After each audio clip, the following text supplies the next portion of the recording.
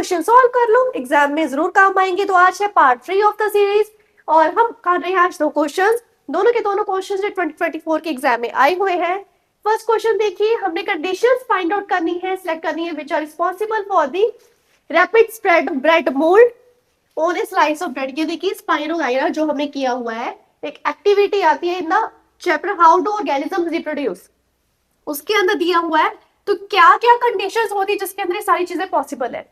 First हमारे पास आता है formation of large number of spores. अगर देखो बहुत सारे स्पोर्स अगर फॉर्मेशन हो जाएंगे, उनकी फॉर्मेशन हो जाएगी तो रैपिड स्प्रेड हो सकती है। हमने देखा रैपिड स्प्रेड हो रही है, बिल्कुल हो सकती है, हाई चांसेस है कि बहुत तेजी से वो फैले।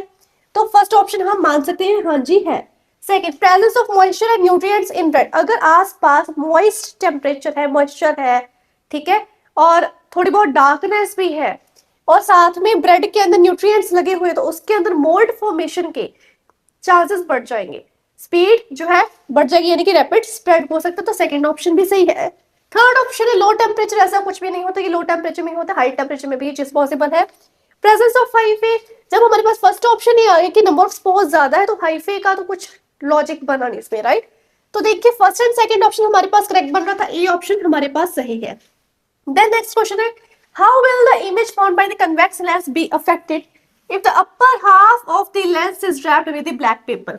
हमारे पास कन्वेक्स लेंस है इस तरह से और उसके अपर हाफ को जो है हमने ब्लैक पेपर से रैप करी, यानी कि अपर हाफ जो है बिल्कुल ही इस तरह से हो चुका है।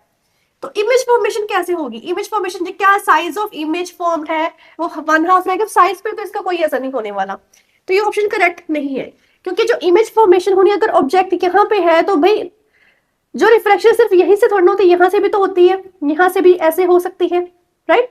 इस तरह से ये चीज पॉसिबल है।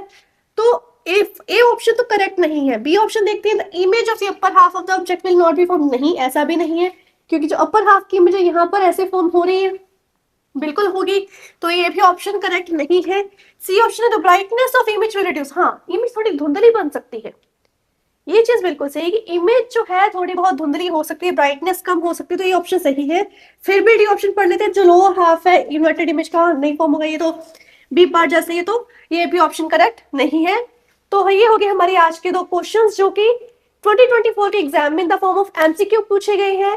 इनको सॉल्व करना इसलिए जरूरी क्योंकि हो सकता है ये क्वेश्चन आगे चल के 2 मार्क्स के या 3 मार्क्स के बन के आ जाए, तो इसलिए ये केस स्टडी में पूछ लीजिए, ये केस स्टडी में पूछ लिए जाए, तो इसलिए मैंने इन क्वेश्चंस को सॉल्व करवाया है।